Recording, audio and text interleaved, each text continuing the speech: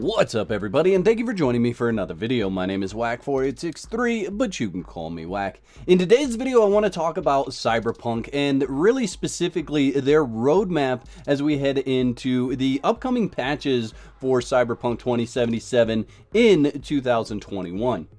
Now, according to the video on Twitter from Marcin Nowinski, we should be seeing patch 1.1 in about 3 days from this video. We should see it on January 23rd, and that's really going to set the tone for how Cyberpunk 2077 is going to be moving forward. Because I feel like even though this is a AAA release title, that it really needs to be treated like an early access game.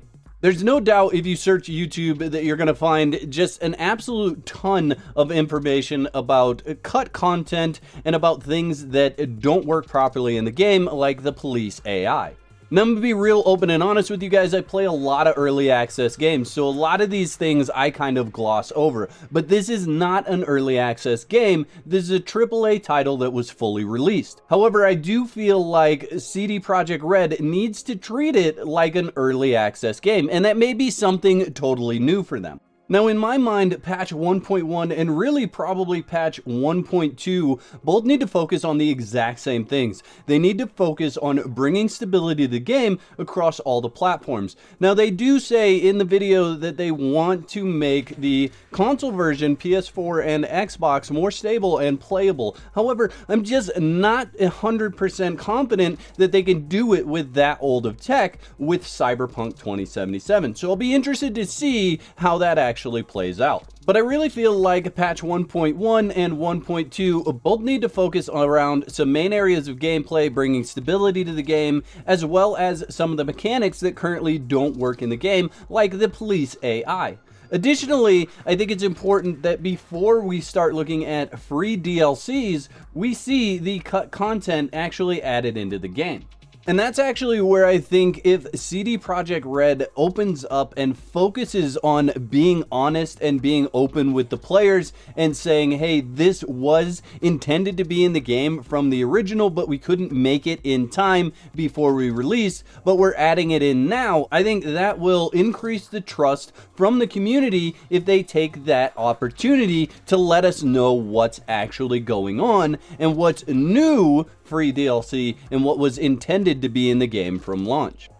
There's no doubt in my mind that CD Projekt Red is balanced precariously with everything that's going on with Cyberpunk 2077. And I think the community sees that, knows that, and has accepted that fact. There are people that are never going to come back to CD Projekt Red and Cyberpunk 2077. They've made up their mind and it's not going to happen. There are still people playing the game, enjoying the game, and loving what is there already. And those people will likely continue to love the game as it moves forward and as it's developed, because we really are talking about continued development for Cyberpunk 2077. And then there's the group that are precariously balanced just like CD Projekt Red is, where they haven't made a decision whether they love the game or hate the game or anywhere in between. And that's really what CD Projekt Red is going to have to focus on, is those players that are balanced in the same way that CD Projekt Red is. And what they do moving forward, how they handle things in the upcoming months, is going to make a lot of players' decisions for them. So my suggestion to CD Projekt Red, should they happen upon this video, is open honesty, almost to the point of being too honest, like TMI, you've shared too much information. Now, there's no doubt in my mind that Cyberpunk 2077 needed more time. It needed more development time. However, all of that is past now. We can't go and turn the clock back and not release the game because it's released. That's just the way it is. So, moving forward, we have to really look at what are the next steps for CDPR. And I really do think those next steps need to be continued development of the game, because really, in my mind, Cyberpunk 2077 is an early access game, and that's the way that we need to look at it. And CDPR has a lot to manage right now. There's a lot of irons in the fire for them right now.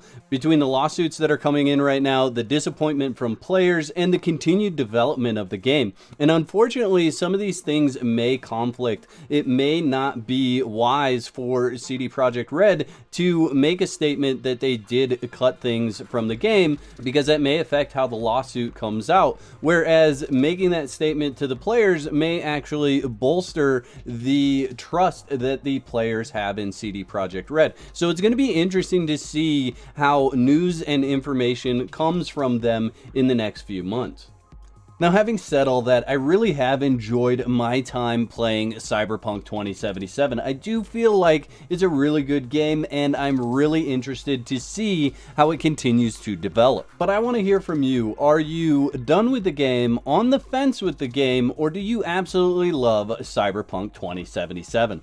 The whack moments in this video were sponsored by my legendary supporters. If you'd like to become a member, you can click the button below that says join. That'll give you all the details. And if you want to continue the fun, there's 2 videos on the screen. You can pick one of those to watch next. Please don't forget to whack the like button. And if you're new to the channel, I'd encourage you to click that subscribe button, click that bell so you get notified when I upload another video.